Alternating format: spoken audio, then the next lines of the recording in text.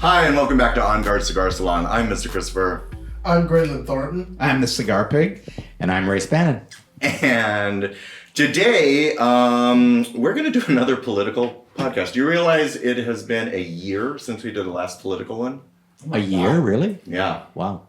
And looking back, let's take a look at this year. How do you think it's going? Oh, it's going great. No, it's a shit show. Yeah. It's a shit show. So pretty much everything that we said was going to happen did. Yep. Right. So, and we're watching what's going on in Minneapolis right now, and ICE invading our neighborhoods, and we're as freaked out as everybody else at home. And so we wanted to take a second and talk about, we want to learn from what's going on in Minneapolis, what's going on in our own communities, the history of the rise of fascism in Germany, which is very similar to the one here. Let's just, how do you see the resistance going to what's going on right now? I would have been a little more tepid in my review of how resistance is going until I saw Minneapolis. And I actually think they are showing us the model for how to resist, and it seems to have lit a fire under a lot of people. Like, if they can do that, we can do that. Right. And a week ago, we were sitting around having cigars, and I was like all fired up because I'm out in the gay kind of circuit, the leather circuit, and I had come back from DC, and I was really disappointed. And I get that we need a break and we need a sense of community, but I just wasn't hearing anyone really talk about it. I heard people avoiding the topic a lot. Has that been your experience? That's definitely been my experience, and it's really disturbing and depressing for me because, we always talk about back in the 80s and all that sort of thing. And it seemed to me that when we were in trouble before, we stepped up and people did their jobs, and especially the title holders and leather people. And I don't see that now. I do see people in Minneapolis and other people, but I don't see the people that are quote unquote leaders, especially in the leather community, doing anything except raising money for themselves. Right, and that's kind of pissing us off. Right. Yeah, go ahead. Yeah. What I see about the resistance that's good and bad, as I agree with all of that I think people haven't woken up yet to how this is going to affect us as much as it's affecting black and brown people. And the one thing that encouraged me was so many white people in Minneapolis when George Floyd was murdered. And back then I thought, okay, so we're waking up a little bit. Now seeing it again, I agree with you that we learn from there. They're out there in 11 degrees. But I also agree with you that I think the queer community has got to just wake up, get woke, and realize, they hate us as much as they do black and brown people. I am entirely over anyone saying to me, no, I don't do politics. Right. I'm apolitical. I've just turned it all off and I'm ignoring it. I understand you need mental health and you might need a little bit of a break. But I'm sorry, fuck that. We are way beyond being apolitical right now. Do you think it's apathy? Like people in the blue states, the big cities, the queer communities just think it's not going to happen to them? Or do you think they just don't know what to do? I think it's probably a bit of both. Yeah. I think if it's not directly in their face at the moment, they go along with their life and think everything's just fine and it's over there. Maybe that's human nature, I don't know. But it's not just over there. Right, It's everywhere now. And so this is interesting because you walk a thin line because everyone is able to do what they can, and it's really easy if you're out there doing a lot and you're talking about it and you're militant about the resistance, and somebody is just putting a Facebook post of, like, during Black Lives Matter, everybody just turned their profile to black, and that was enough for white people. Yeah, definitely. That made a difference. But I don't even see people posting on their social media right now about ICE. I don't see them posting. I see a few, but I also see those few getting attacked for it. Yeah. And many of those posts on some of the platforms are being suppressed. Yeah. We happen to know that from the data. So they are being suppressed. Oh yeah, look at what TikTok just did, American TikTok. I know, I can't believe that people are getting off. I can believe they're getting off, but quickly. He took it over, and the next day he's already suppressing anything that isn't MAGA. Today, Israel had a press conference saying the most important tools for them right now is TikTok and X. Yeah. And they said, Elon Musk is our friend, we need to talk to him. You know, this all reminds me of. Did you ever see the movie about Rwanda? Yeah. It was. This is one of the most heartbreaking movies ever. But there's a line in there where one of the actors says, "You know, everyone is going to watch this and say, wow, that's too bad. Isn't that horrible? Pass the potatoes." And that's kind of how I feel Bingo. things are now. It's like we're looking at things going, wow, look at that. But would you pass me the potatoes, please? You know, it just goes on. And that's how I felt at a couple of the leather conferences I was just at. Everyone, I get this prevailing sense of helplessness, like, what can I do? Right. I mean, it's happening, what can we do? I think people are scared about posting on their social media because of Planeteer and the surveillance state and being put on a list and all these things. The fear is working. Right. And that's what they're planning on doing. They're trying to make us scared to Oh. talk up. Absolutely. I mean, this is all done purposely. Yeah. And the one other thing, they want us terrified, but they also want us to believe in nothing. And that's why they blatantly lie so much. And that is 100% a technique of every authoritarian regime. They lie and lie and lie, and we sit there and go, oh, look, they're lying. No, they're purposely, it's propaganda to make us not believe the good and the bad. You don't believe anything anymore. Until just now, when they shot a white man with a gun, and there's video footage of it, and they were saying that it's a domestic terrorist out to kill, we can see with our own eyes it wasn't. Right. And now the tides are turning. That's when it changed. It wasn't even Renee Good when she was killed. She's a woman. Right. Even though she's white and a lesbian. Our community. They don't care about our community. No. But a white man with a gun, that's a problem. Right. You know, I got this text from a friend of mine the other day, and it said, girl, they're killing white people now. And that's true. It's like, wow, they're even killing white people in broad daylight. The nerve of that, they have no fear of what they're doing at all. None. And you know, it's a good point to bring up because people of color have died in these detention centers. And they have been, and we don't know how many yet, they've been knocked down in the street, ribs broken. But again, No accountability. no accountability. But sadly, well, not sadly, just the fact is, 2 white people get it, and all of a sudden, the whole country's up in an uproar. Well, let me tell you something. When they come after us, if we aren't acting now and staying peaceful, but still acting, we must be peaceful. They want to shoot. Yeah. They keep want it peaceful. to shoot. But this is, and we talked about this last week, and this is why we thought about this show. I think too many people feel helpless and scared and don't know what to do. And so we're in this mess now, blaming how we got it Right. to Republicans, whatever. We're all here, we're all affected. Fucked around, we all found out. So now we found out this administration hates bad press, right? And they're getting a mountain of it right now. And that's what's turning the tides. That's what's making Republicans change their minds. So what can we do to, in a collective voice, change the tide before ICE comes to your community? Right. One of the things I want to say, and this came up in a social media post that I was doing when they said, I don't have time to be a full-time activist. That was the reply. And I said, it takes me 5 minutes every morning to call my representative in Congress. 5 minutes. I do it every morning. I said, you don't have to be a full-time activist. The point is to do something. Every anti-fascist, academic, or person who has studied this over the years will say the important thing is to do something. Doesn't mean you have to do all the things. Do something. Right, but And- nobody's asking them to be an activist. This is a participatory democracy. You are a citizen. You're seeing people getting shot in the street. Calling your representative is not being an activist. It's being a citizen. Right, and that's one thing. And so we saw a video that really hit home, and I think is kind of at the base root of everything. Professor Pudin, I believe it is.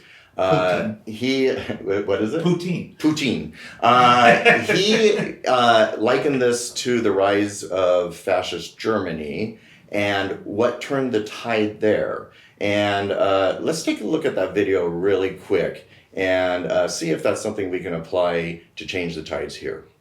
How did countries respond to the threat that Hitler posed to the international world order? Or how did people respond to violence on the streets by the SS, either in Germany or other cities in Europe during the Holocaust? Professor Poutine here. Time for Mysteries Histories. To the whiteboard! When we look at how people responded to this level of violence, historians generally break people down into 5 categories. We have perpetrators, bystanders, upstanders, resistors, and rescuers. And I think a lot of people today would like to think that if I was in someone's shoes at that point in time, or if I was on the streets of Minnesota today, I'd be a resistor, I'd stand up.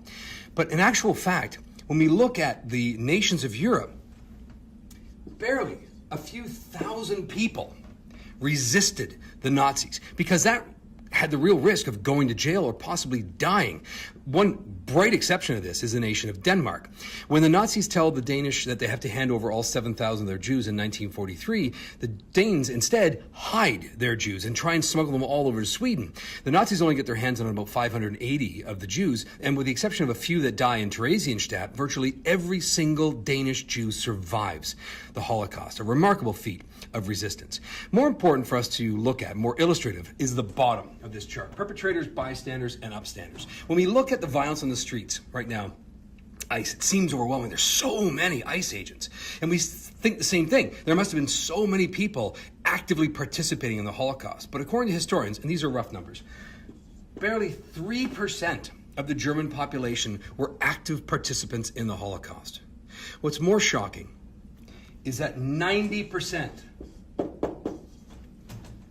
of Germans were bystanders. They didn't do anything. They didn't act violently, but they didn't act at all.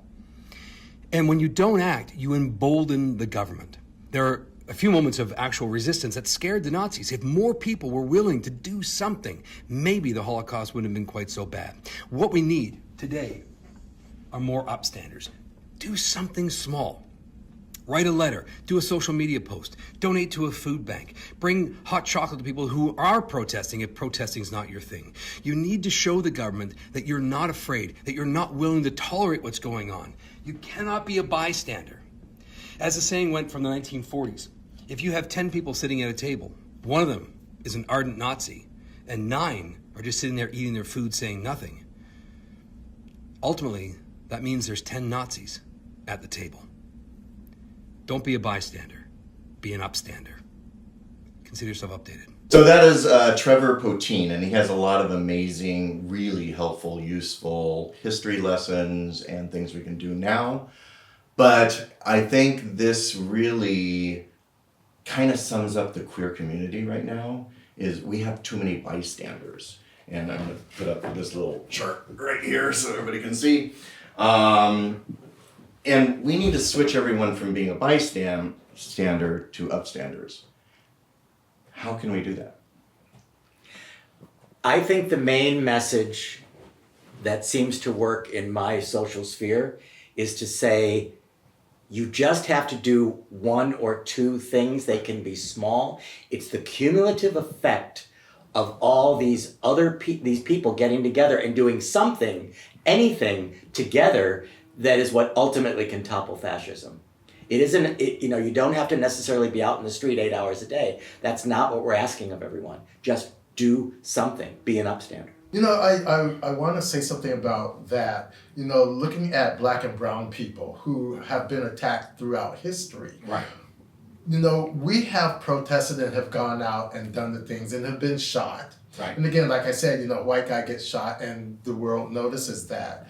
But for black and brown people, I want to speak to us right now. As Ray said, we don't have to get out there and put ourselves in danger. Right. But we can write letters. We can pick up the phone. We can call our Congress people. There are things that we can do. You know, we have an Onyx chapter there in Minneapolis as well. And our brothers there are afraid. So it's up to us here in the Bay Area and other places in blue states to stand up and take care of our own in whatever way that we can. Yeah, and I think that's what's holding people back, is they feel like they have to be a resistor or nothing. And being a resistor out on the front lines, that's dangerous. And we actually need more white people to do this. This is when you use your white privilege, because that's what's going to turn the tide. Right. So not saying don't be a resistor, but if you can't, if you don't have the resources, if you don't have the time, money to go out and march, be vocal in the streets, there's small things you can do from your home. Right. And so I just want to go through some things that you can do from your home. Because my parents are prime example. My parents are extreme liberal. They're wringing their hands about this, but they don't know what to do. And writing congressmen hasn't worked. And that's what we've been telling them to do. Yeah, I wanted to make a comment about the thing, but I also wanted to say, you know what I saw online was a black guy in Minneapolis who had his passport taped to his head when he was walking down the street where they were. And I thought, now that is brilliant, where they're asking people for their papers. And he had it's just great. I'm sure we can find it online. But the one thing I wanted to say to this about the video we just saw is, you know, in Germany, they didn't have social media. They didn't have TV. Right. They did not. We have all the information that they didn't have. And we've got to act on it. But one more thing I want to say is, the two things with this that piss me off is, number one, everybody's saying, oh, this is unprecedented. No, it isn't. It's precedented. We've done it since the beginning of time here. We imprisoned in concentration camps innocent Japanese American citizens during World War II. They were just disappeared to camps that people didn't even know that happened. Again, didn't have social media. This is happening and we need to pay attention to it.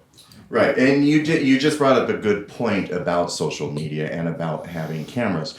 We do have something that we can document. Everyone has that in their phone. And you can see this administration freaking out about that. They're even doctoring videos. But if everybody's doing it, they can't stop everyone. And I think that's where we all get lost. We think we have to be right there to do it. But no, we can use our cameras and our voice everywhere. Last night, the No Kings organization did a training online in how to properly document, and we'll put a link in the description. I really recommend people watch that hour and a half training, and it will give you really good guidance on how to document and do it safely as you can. Right. And we're going to have so many links in this one at the bottom, so we can talk about all those. But I just want to quickly, let's just go through small things people can do. And I'm not even just talking about us in the queer community. I'm talking about reaching out to your parents, especially if they're liberal, especially if they're white. Those are the ones that are going to change the tide. That's who corporations listen to. That is who all the politicians listen to. And so, like the first one, because ICE is going to come to your community, start meeting your neighbors if you haven't done that. Go to their doors, give them a whistle, and say, hey, are you prepared if ICE comes to our neighborhood? Let's talk about it. Yeah. Don't shame them for whoever they voted for. Just say, hey, I'm worried about the kids in the neighborhood. Won't somebody please think of the children? Let's use that for once, even though we're queer. And also, very often when we say build community, meet your neighbors, those kinds of things, which every anti-fascist academic will tell you is one of the first things you must do. Yeah. They assume you have to do it on a massive scale. Reach out to 5 of your neighbors and talk to them. The people immediately around you. Yes. You know, and your neighbors, especially the old ones, they're Mrs. Kravitz anyway. Mm-hmm. They're looking out their window and watching everything that's happening on the block. Okay. Go talk to them. Yeah. They would love a conversation. Yeah. The one thing that I would say to what you're saying, and this is just me, it might be a little bit over the top for some people, as you know I can be. You know, when it comes to family or friends, if they're saying, no, I agree with this, I gotta be honest. For me personally, I'm not saying everybody should do this. I'm very clear to them to say, this isn't about politics, this is about humanity and morality. And if you really agree with everything going on, that's a bridge too far for me. I can't have a relationship with you. Okay, and I want to say one thing about that is we are at a point in time where if you have people in your family or social sphere who are absolutely in support of this administration right now, don't exert too much effort trying to change their mind. Exert that effort on things that might actually have an impact. Right. And so just say, sorry, can't deal with you right now, and move on to something that might be effective. And we found from watching Minneapolis, whistles are effective. Yes. And you go watch our video about safety blows. They're there for you. Let's get safety blows campaigns everywhere in every community. Let's get whistles in the hands of everyone. Be loud when ICE comes to your neighborhood. Right. They hate that. And that's what's worked for the queer community, like you brought up. We have to give props to the Sisters of Perpetual Indulgence, who years ago started the Whistle campaign. And it did work for community safety back then. And it's working now. And this is a very simple thing. And again, like you said, if you don't want to do it yourself, well, maybe, I don't know, just buy some whistles and give them to people. And that is being... Everybody doesn't have to be an activist, you have to be a citizen. Another good tip I saw online was you don't even have to leave your house. Activate your car alarm. If ICE is on your street, activate your car alarm. Make noise. Make it crazy. They hate that. I love that. Another one, other than record and post, this is something, instead of we've been telling you to write your congressman, clog the system. Every company has response emails, and go to the problematic companies and make them pay attention to you. Mm-hmm. Tell them, I didn't vote for this. Yeah. You don't even have to say party affiliation, just, I didn't vote for this, and you're supporting it. Yeah. And we really should emphasize that we are really beyond party now. Right. We are in the realm of good versus evil. Right. Morality versus immorality. And so I know there are a lot of people who voted for Trump who now are like, okay, I did not vote for this. And we need to rally them and say, okay, now you're with us, let's push back. Exactly. But we know leather people, we know gay people who voted for Trump. Yeah. And of course, shaming them doesn't help. But we definitely need them to step up and say things and let people know that that's not what they voted for. Yeah. Because, we know these people and we see them out. Yeah. Yeah, so that's a great response, is say, is this what you voted for? Children being kidnapped off the street, you voted for that? Right. Our neighborhoods terrorized, you voted for that? Well, the one thing I would say about that, and I agree, and I think that that's 99% of our community. However, there has always been, and this is just me having a background in psych, that internalized homophobia, shame, and self-loathing. Look at the number of gay people in this administration who are the biggest champions. You watch the Sunday Politics show, and I'm not going to say who, but one of the top cabinet members who is gay. No, you know what? When I go to a protest, he never did, but when I go to a protest, I don't bring a gun, I bring a sign. Really? That's what the gay person is going to say on this after everything we've been through? No. It's internalized homophobia. The other thing is boycotts. Yeah. Boycotts work. And we saw that in the entertainment industry when they canceled a couple late night hosts and everybody canceled their Disney and Hulu's. It worked. They brought them back.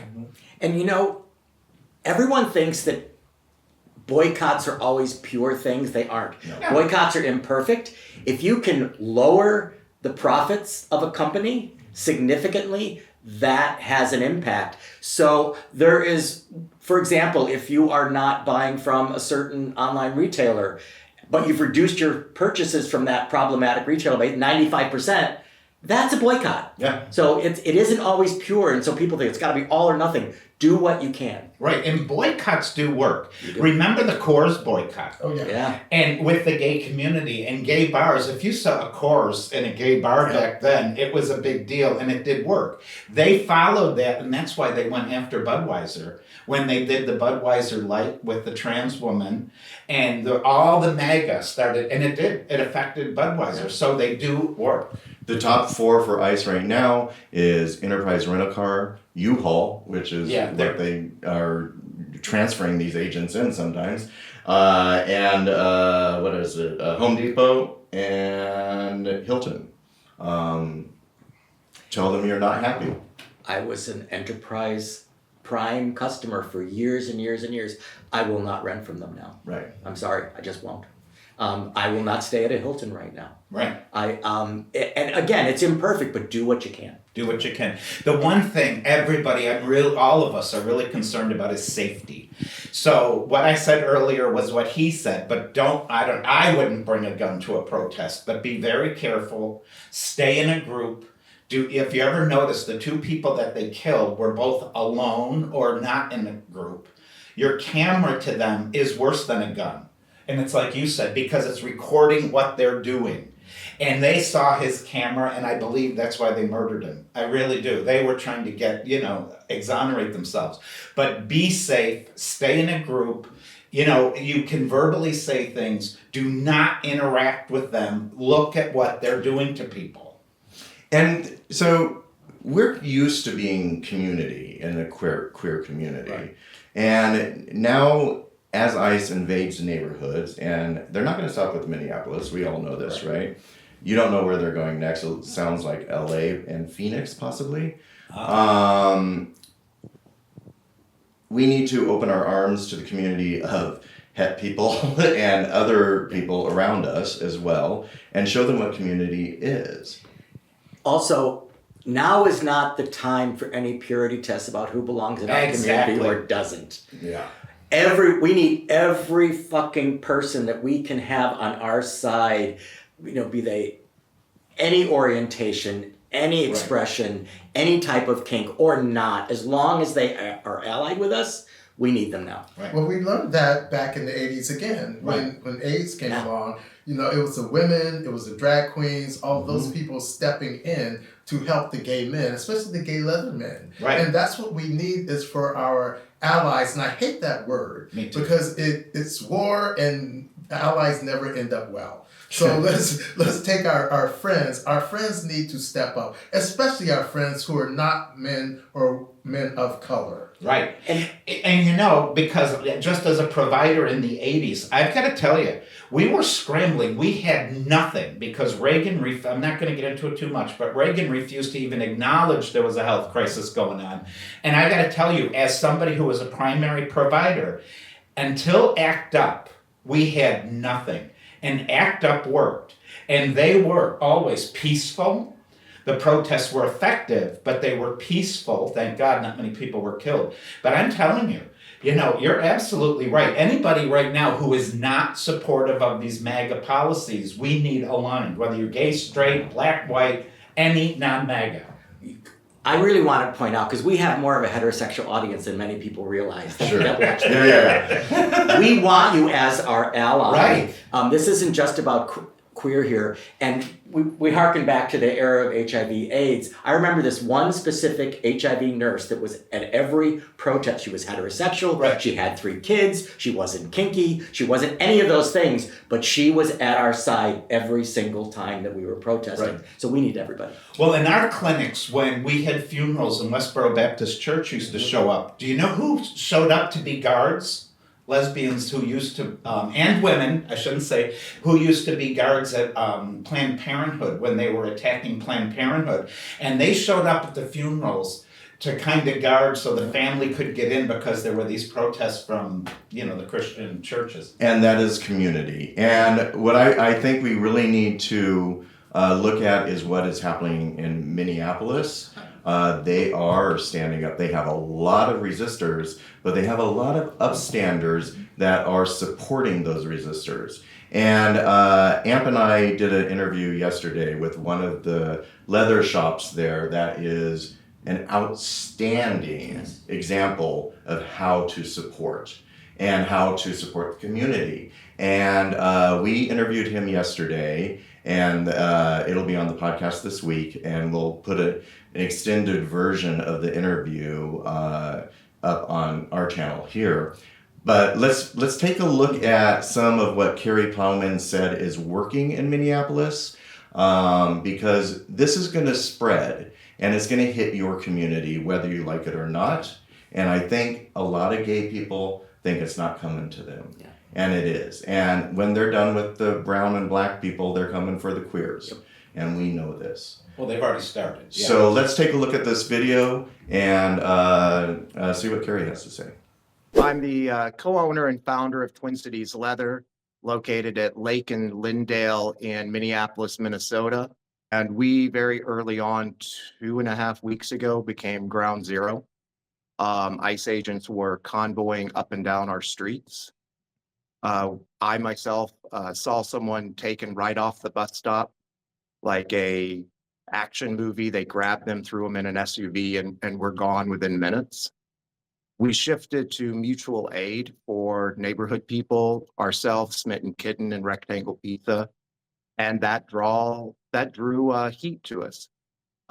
People coming by, agents, intimidating, trying to get us to come up to the vehicles, blocking alley access to keep our food distribution from going out, following our drivers to where they were going. The number of both queer and het people who came by dropping off supplies was out of this world. I think I spoke to more straight people in the last 2 weeks than I have in the last year of my life. And they're not looking for the right kind of mask that you guys probably sell either. Yeah. And then the number one thing we also shifted to, because of space, we became the hospitality suite for all of the street volunteers standing out in front of our storefronts trying to protect us so they could come in out of the cold. We were giving free coffee, granola bars, fruit snacks. People have come by. Restaurants have donated food for the volunteers that were keeping us safe. I think I've handed out 2,000 whistles, it seems like. I mean, it's videoing, it's large groups, drawing attention. Our state has shifted to film. They have, for us in our state, similar to what they did in Illinois, places they want you to deposit your experience and any information. I don't know why our state yet is collecting that, but I have a feeling it's similar to what was referenced by the governor of Illinois this past week, that they will seek to prosecute after this administration is gone. So document, but be safe, because this force does not like to be filmed. I'm speechless as what's going on. What I want to make clear is this isn't going to be isolated in Minneapolis. You guys are a testing ground. What can people outside, when ICE comes to their neighborhoods, what are working for you as a community organization? How are you keeping your spirits up? How are you communicating with each other? What advice would you give? Some of the most important things that we've done. One is just offer space. Sometimes it's just the need for a hug and to hear voices and sit around other queer folk. I've been very happy with the fact that our building has maintained 2 lifestyle kink recovery meetings a week, because those folks have their own difficulties and now add this PTSD. And I was determined to make sure that they stayed sober through this. I will admit that a lot of our communication has had to be almost like old school phone trees that we remember from our youth. Direct communication, yeah, because you don't know who's listening. And that sounds, and I guess that's something that I've tried to impress upon people. I am not prone to exaggeration. I'm of the age I don't get too excited. But when when I bought a Faraday bag to protect my phone information. When people are actively in military convoys of black SUVs driving in front of your store, filming you. These things that seem paranoia start to become real. A week and a half ago, we switched to thinking day by day to thinking week by week. We said we can't burn out. I myself, my business partner, Kurt, we were making sure that volunteers were rotating out. Go home. Self-care isn't selfish. Right. And take a day off and then come back and join the fight. Someone else will stand on the line for you. I I promised myself I wouldn't get emotional, but sitting here talking to you about this, the things that we've had to think through and plan. What if they breach the building? What if the glass gets broke? These aren't things that a pink leather store is supposed to be thinking about. And that has become my reality for the last 2.5 weeks. How can people on the outside looking in, not knowing what to do, how can they help you in this moment right now? I think there's so many organizations that can still take monetary dollars. Certainly we as a store, we're taking some that's on our social media. We have a list that we've been providing people, but we're being very cautious because, as I alluded to earlier, once that goes public, then other people paying attention know what spots to go to. Sure. And so it's a very interesting way in trying to both support the community but also protect the community, because you don't know who's getting what information. I'll tell you one that has been a very hard lesson for us in trying to provide a safe space for queer folk. Realizing that you cannot create a artificial litmus test. Oh, they have purple hair, they're okay. Oh, they look very het, they must not be. We had an attempted breach where someone wanted to come in, take photos. They were using a fake story.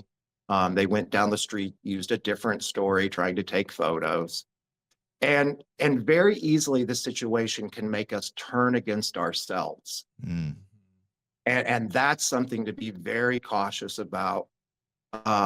We know this in our leather spaces. We have to be open and welcoming, but the mark of a healthy community is how fast you run the negative out. And so we've had to be very blunt at times. Hey, I don't know you. Who do you know? And falling back on the old leather bar reference system. Who can vouch for you? And that we had to balance that, because I don't want to turn against my community, and I know a lot of people, but I don't know everyone. Yeah. And so you don't want to throw the good out because you're so fearful of the bad, because that allows them to win. Our biggest fear is this is just the first city, then it's going to another city, then it's going to another. That's not the country we were raised in, and that's worrisome.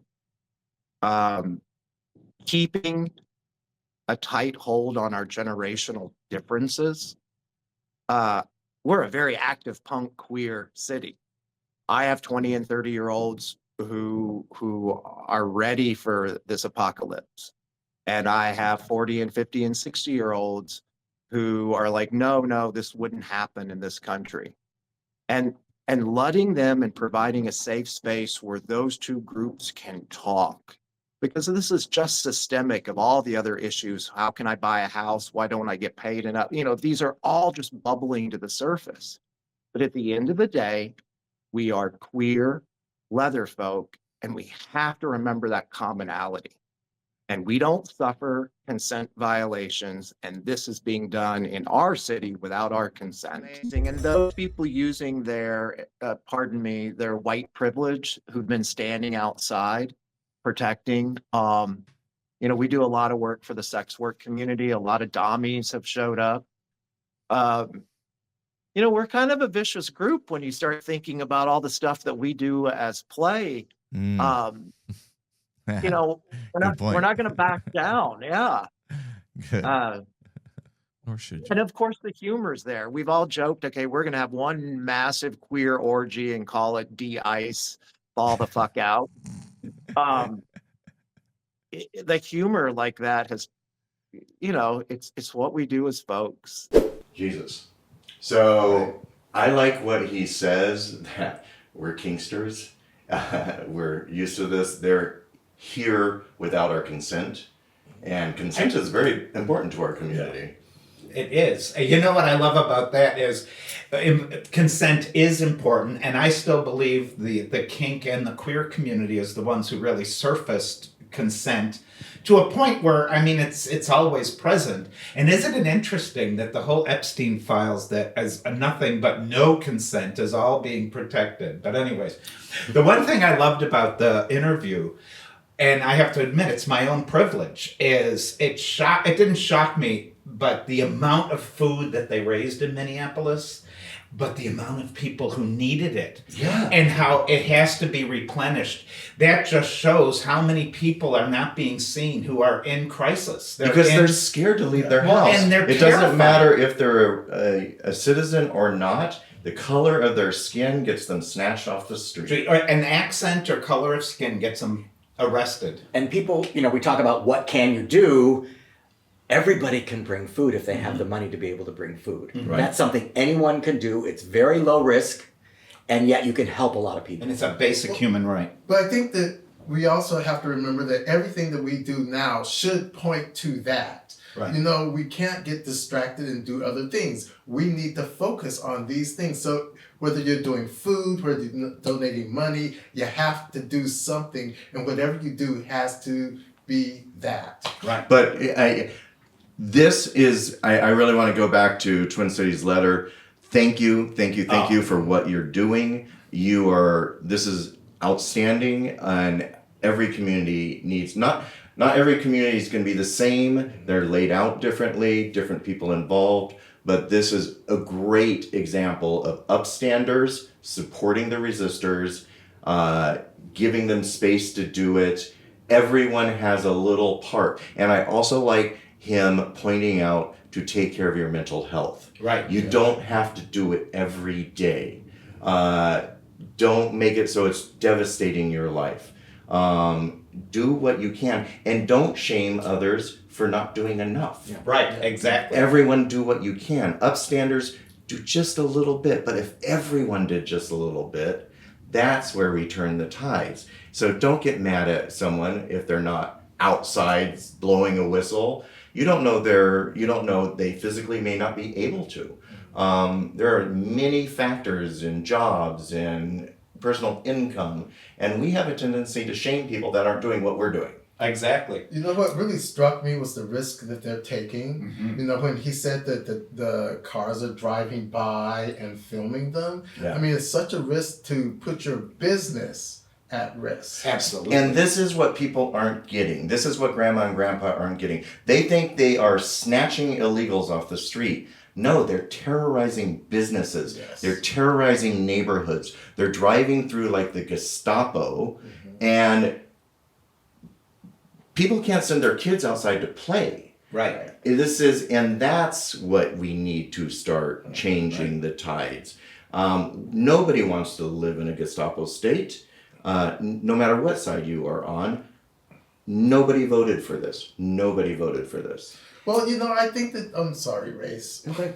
I think that I didn't vote for that, to me, starts to sound like an excuse, because he told us what he was going to do. I so know. what did we vote for? We knew this was coming. This is one of the things he said he was going to do. Yes. So just keep that message. I didn't vote for this. Let everybody say it. Let the whole country say that.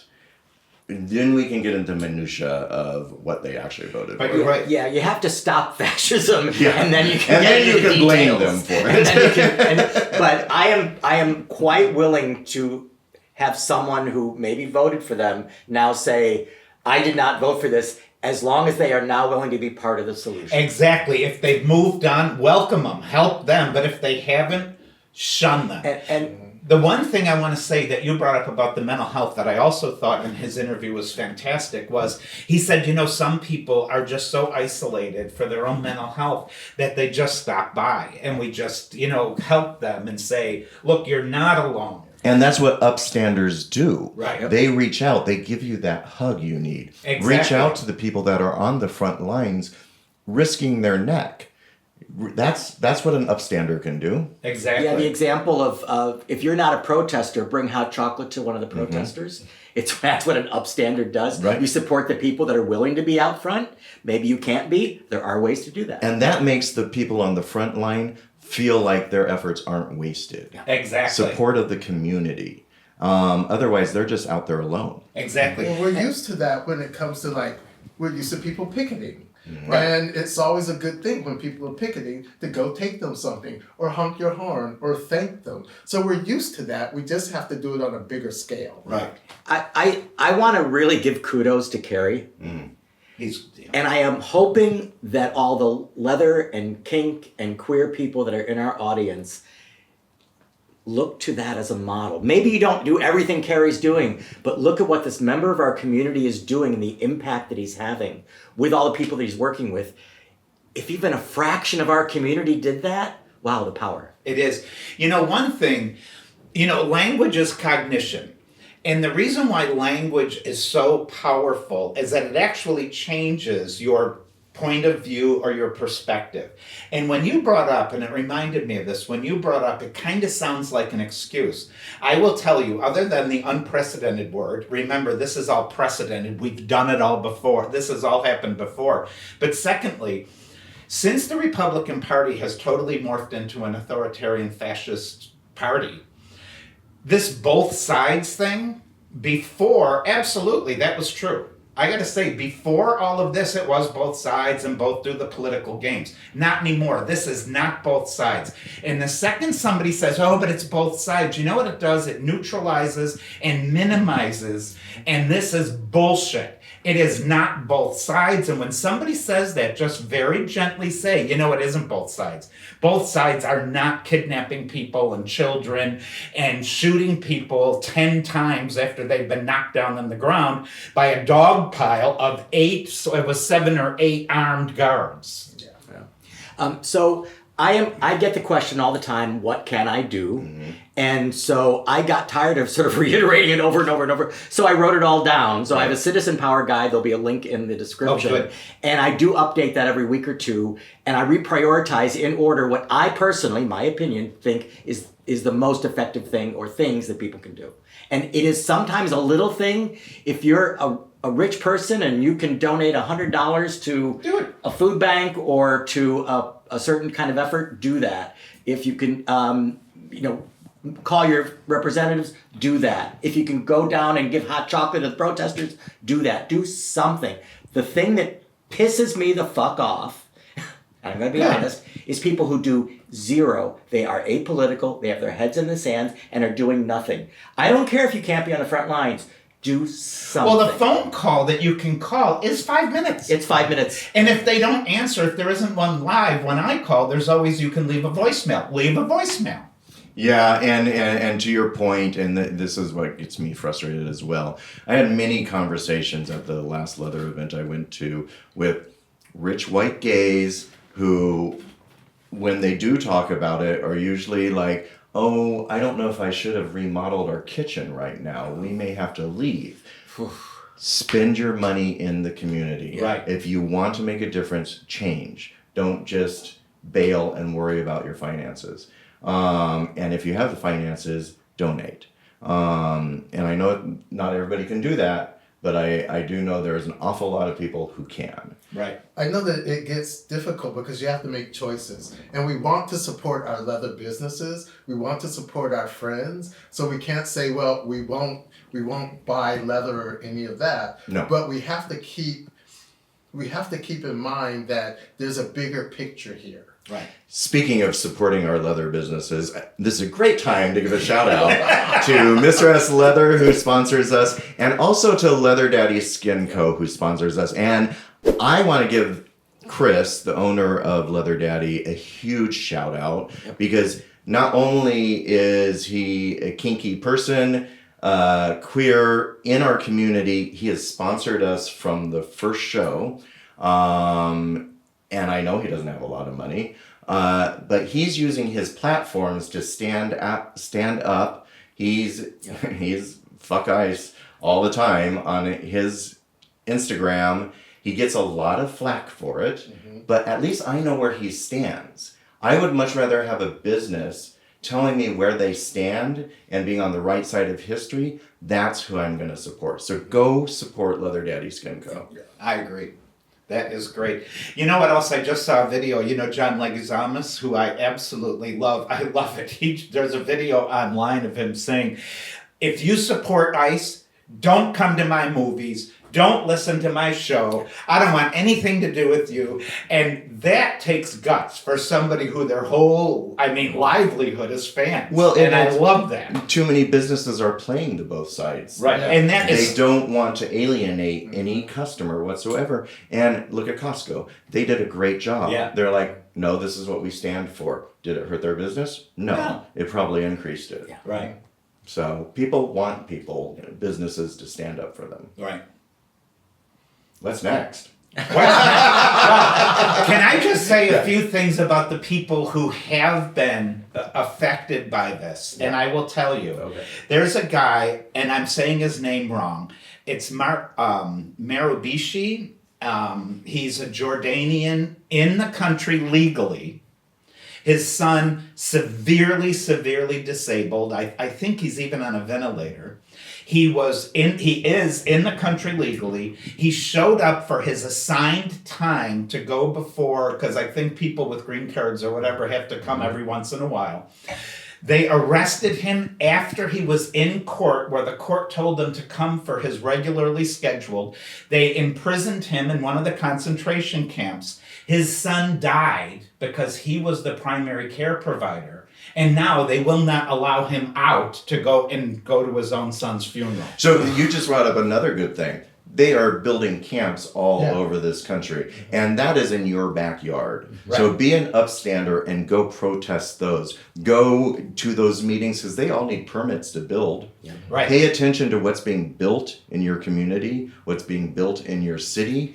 And they shut a couple of them down. Well, let's think about it. So they're giving them this $50,000 bonus, but it pays out in 5 years. So they expect these thugs to be around for 5 years. So once they get rid of all the black and brown people, what are they going to do with these camps? I'm sure there's going to be one with a big pink triangle for it for our community. Yep. You think this is the beginning. This is not the end.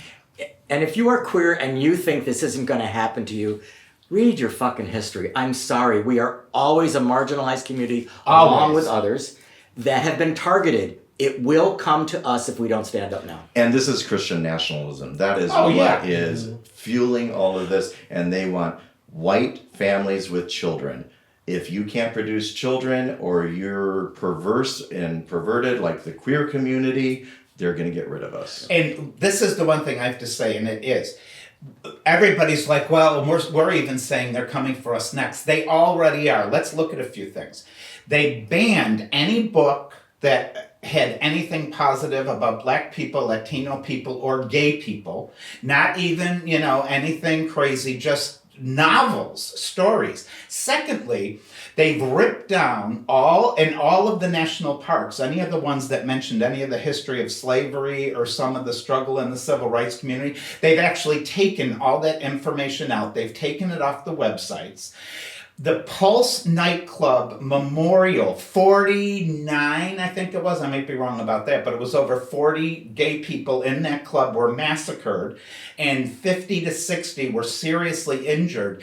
And the Republicans went out and bulldozed down twice because people came back out and did the rainbow thing that was in front of removing those crosswalks. And they are already coming after us. They're sanitizing everything to be white, straight people. I'm glad that you said concentration camps because they're calling them detention They're centers. concentration What the camps. fuck is a detention center? It's a goddamn concentration camp. Exactly. And they're not getting medical care. They're not getting adequate food. There's children in there, and they're concentration And they're camps. blocking politicians from getting in. Oh, yeah, right. No. They don't even want anybody Oh, there's in no there. accountability. Yeah. Once you're snatched, Well, you can't find you. Yeah. Look at they won't even allow, and it's by, I don't know about law, but it's always been protocol that when some criminal thing happened, like murdering these two people in Minnesota, they're snatching the bodies away. They won't let the Minnesota people even be part of the investigation. It's This is here. fascism. It's here. It's not. Happening. So It is. you talked about Blood pressure, blood pressure, blood pressure. you It's talked so unjust. you talked about the queer community. If the rest of the LGBTQ community does not believe that the anti-trans movement is a trial balloon we for failed. how to get We failed all our of trans us. people. Exactly. So do not think they're just going after trans. You should stand by them because we absolutely must stand by trans people. You know, But it is a trial balloon to get all of us. But and we failed that one. yeah, we Well, failed. I want to throw badly. something in here, and again, racial. Okay, Right. Good. So we have white gay men who can go back into the closet Right. and pretend to be white straight men, and then they're safe. Right. Yeah. They are fine, and I do believe that there are a number of gay people who are going to do that very thing. Look, You know what? I I'm agree. guilty of that. Do you know when I come through customs, I take my nose ring out? Yeah. Because I can pass as a gay white man. Or a straight, A a straight straight, one. A straight gay one. Yes. Straight gay white man. But yes, I'm guilty of doing just Yeah. that. Exactly. And we can't do that. Yeah. We can't change our skin color. Yeah, there was I think maybe an agent when we were protesting the other day filming. I don't know, just looked suspicious. And somebody said, I said, I'm an old white guy, I'm fine. Yeah. Which I hate the fact that that's But true. it's true. But it's true, and which is why I need to be out front. But That's this exactly is why right. this is the time for white people to use their white privilege and get out there. If you've ever felt guilty before, use it right Use it now. now. Use your white guilt now. Exactly now. Hold on. Your Hold white that. guilt. Well, I gotta say 2 more things, and then I'll Okay. feel fine. Okay, 3 more. Yeah. So, do you know that this weekend, Maxwell Frost, who is fantastic, he's a black politician at a state level senator, who was at the Sundance Film Festival, and one of these MAGAs came up and punched him in the face. Have you seen that on the No, news just, yet? Well, that is. There's too much out there. Well, but this is why I want to bring it up, because there is too much and people have to keep it. The other one is Ilhan Omar, who has always been a target. She was doing a town hall, which you notice I went to one, of course. The Republican didn't even show up. They're not doing town halls. She has the guts to go out. She did a town hall. And one of these MAGAs came up with a syringe. Have you seen this on the news? I saw it. And squirted her with it. Do you know what the government said? She probably squirted it herself. Yeah, yeah. And so if anybody thinks that this is not here, it's here. The last thing I want to say that I'm proud of, because you all know I was a nurse. Do you know there's a nurse in Florida who they passed that law in Florida where people can say they don't want to treat gay people or because of their religious or ethical beliefs. So he said, you know what? I'm not treating anybody who obviously is a MAGA. If somebody comes in here with a red hat with that on, I'm not treating them. And they're freaking out. You'll see it. It's Well, on the they news. fucked up with the And gay wedding cakes, right? Exactly. So now Exactly. we can be, and they're not feeding ICE agents at restaurants they want to go to, and that's allowed now. Yeah. So they fucked that one up. Yeah. Right, so this is my message out to my fellow nurses. They murdered one in the street. This brave person in Florida, because in Florida to say I'm not treating MAGA is like, oh God, I don't get any more air. But you know what? Nurses need to start standing up because during the pandemic, friends of mine who were still treating, they said, you would not believe how many people come in screaming at us about wanting to take the horse pace, screaming at us, I'm not going to wear a mask, screaming at us. And talk about, they say, oh, I don't get political. we are not being political, and now we're trying to save our lives. That's political. When you go into a hospital en masse and start harassing nurses who are trying to treat your loved ones who's dying. This is the other point we all need to remember, because it's very easy to feel outnumbered because they're in military gear and Right. garbs, but it is Keystone cops out there. Oh, God. These guys are not trained. With guns. With guns. And with guns. So it's dangerous, Yeah. but they don't know what the fuck they're doing. And it is the Wild West out there, and we outnumber them. If you hear about something going across town, even though it's not your community, go show up. The more people that are there, the less they can get away with. Right. But the one thing about the guns, I've got to say, and everybody always be safe. Be safe, Yeah. be safe, Yeah, be yeah. safe. I don't own a gun. I don't believe in guns. However, Stay in groups. exactly. Do you know, isn't it interesting, the head of the FBI, the president of the United States, all said, you can't bring guns. You can't have guns. The But- NRA's against them now. Oh, are they? Yes. Well, I don't know if I yeah. trust. Oh, well, I don't know if I trust that that. was the thing. That's the But, thing. children all over this country, hundreds massacred every year with guns. But, oh no, you can't bring guns, you can't have guns. When will MAGA gun owners, or gun, whatever you call them, gun sexuals or whatever they are, start saying, wait a minute here, now they're turning on us. That's what's happening. It That's is. with Preddy. They fucked up. As a white man with a gun that was registered who cares for VA, they couldn't have killed the worst person Well, for I- PR. I hope And you're right now about the that. NRA I is just- like, wait, he was allowed to have a gun. So now the Yeah, gun but- nuts are like, you can't do that. Well, I'm worried they're going to start spinning that somehow. Oh, they Well, tried look at from the start. Look at the guy the Kyle Rittenhouse. Oh, Kyle Rittenhouse. His parents drove him there with a gun. A big ass big gun. I know, it's one of these ones that Yeah. it almost looks And now they're fake. saying that you can't bring a gun. They loved him. They made him a saint. He's a goddamn. Well, it's like that one who broke the window going in when they were doing their insurrection, and the cop, who happened to be black, was saying, stop, halt, stop, stop, stop. That's all on video. She comes in at him after breaking a window. Dealing You good? I'm good. Okay, cool. Phew. As you can tell, we get a little worked up about it, and we're four angry men because fascism is here. Right. I think what we need to do is focus on getting as many people to be vocal right now as the dams have burst. It can go one of two ways. They have had the narrative up till this point. They're losing control. How do we do that? Other than being an upstander.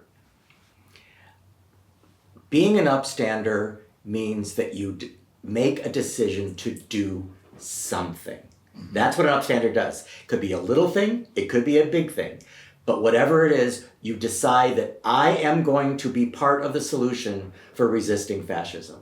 And you do it in a way that keeps you safe, Right. if you have a low risk profile, but you decide that you can do something, and there's always something people can do. There's a whole list, we've talked about all these lists. Just decide to do something. Don't just sit there and worry. Yeah. Action breeds a kind of peace. When you realize I am part of the solution. You're doing something. You're doing something. It makes you feel better when you take action. Yeah, other than wringing your hands and saying, Yeah. I can't do anything. And, or worse, putting your head in the sand and saying it doesn't affect me. And I feel like the queer community knows that this is bad, knows that's coming for them, but just doesn't think they can do anything. And thinks if they do anything, they're going to be snatched up. The fear is working. Right. And we can't let the fear grip us. We know how to protest. Our generation knows how to fight back. And to Carrie's point, the 20 and 30-year-olds are ready for this. And we keep thinking they're not. We think that they're just keyboard warriors, but they're not. They're young, they're energetic, they want to be on the front lines doing this. So let them, and we're old and feeble. Right. We will support that. About feeble. I am.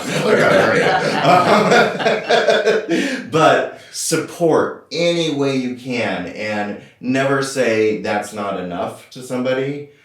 Say thank you. We're all in this together. We're all fighting together. Right. You know, the leather community, we have leaders, people who, we have title holders, we have people who step up. We have had that all along. And I think it's time for those leaders to rally everyone else, because that's what people need. People need someone to stand up there and say, this is what we're going to do. You know, and it's up to those people who are leaders, again, to do that. To rally people, to make them feel safe, to make them feel that they can do something, to organize for them. Yeah. Great point. There is an organization called Boots on the Ground that is for leather, kink, fetish people who want to get politically active right now. It's a fantastic organization. They do trainings both in person and virtually. And we'll put a link in the description, but they are really the only leather kink centric organization I'm aware of that's engaged in this kind of activism, so we need to support them. They have a great newsletter. Subscribe to their newsletter and it gives you all these things you can do. That's great. Great. You know, the one thing I would say, I think it's all been said, you know, in terms of, you know, from little things which do matter and are very important to big things. But if you choose to go out, my big thing is stay safe. Yeah. Do not engage them. Stay in a group. You know, you do, especially if you are witnessing something horrible going on with your camera, make sure you have people with you. Don't be there alone. Be peaceful, be peaceful, be peaceful, because they are looking for a reason to escalate more. It's very clear. Yeah. And shield the people of color. Right. Shield White the people, trans, especially. Yes. Yeah, the trans people. Yes, white people shield us. If we're in a group and you're in a group, stand between us and them. Yes. Make us feel safe. Make us feel like you care that if we're going to get snatched off the street. Absolutely. Because they're going to pause for a white person. Exactly. So use it. This has all been amazing, and so I'm going to call time on it. Okay. Please look at all the links in our descriptions. It has a plethora of resources if you want to be an upstander or a resistor. Also, please share this video to friends, family. We don't always just talk about sex. We talk about things that matter. And to Pig's point, stay safe. Yeah. And this is a community. Let's stick together. Let's not shame each other for what you're not doing. Let's encourage people to do more. And That's with that, great. I'm going to say goodbye. Also, ring that bell, comment, you know all the things. And support our sponsors. Yeah. And with that, we're going to say goodbye. Bye.